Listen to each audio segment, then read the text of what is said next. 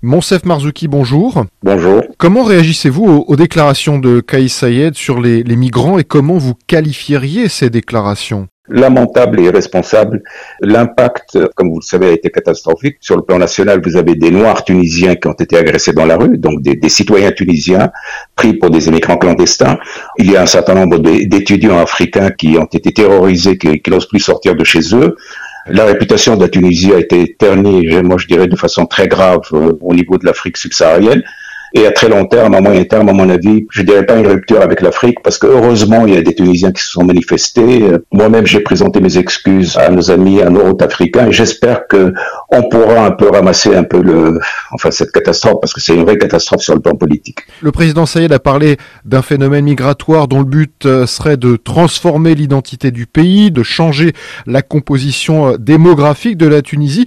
Est-ce que ce discours porte au sein d'une frange de la population tunisienne ? C'est le discours type de tous les racistes. Vous avez ici en France exactement le même type de discours, puisqu'on parle du grand remplacement.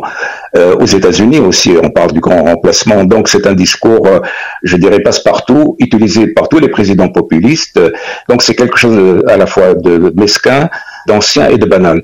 Maintenant, moi, ce qui a attiré mon attention, c'est qu'il a dit que c'est un véritable complot qui a été ourdi il y a très très longtemps pour changer la nature démographique de la Tunisie. Or, cette théorie du complot, elle est arrimée dans l'esprit de cet homme qui n'arrête pas de parler de complot. Je veux dire que si les Tunisiens ne trouvent pas du sucre, du café, de la farine, etc., c'est à cause des comploteurs. Si la Tunisie ne reconnaît pas la stabilité politique, c'est à cause des comploteurs, des traîtres, etc. C'est un homme qui est littéralement arrimé à la théorie du complot, et ça fait partie de son problème psychologique. Et évidemment, tout ça, c'est un pur fantasme. Ça n'a rien à voir avec la réalité. Justement, le ministre des Affaires étrangères, Nabil Amar, dit qu'il n'y a rien d'anormal dans ses propos. Il dénonce des intérêts, je cite, mafieux, politiques, opportunistes qui veulent envenimer la situation. Qu'est-ce que vous pensez de cet argument ? Je pense que c'est un argument tellement minable que cet homme devrait avoir honte de répéter de telles inepties. La chose pour moi la plus importante, c'est de comprendre un peu la logique de ce discours. Cette logique, elle tient d'abord, premièrement, au fait que c'est un président populiste qui ressemble à Bolsonaro, qui ressemble à Trump. Et si vous regardez un peu la rhétorique de tous ces gens-là, c'est toujours la même chose. C'est toujours, les étrangers, les minorités sont responsables de tous les problèmes.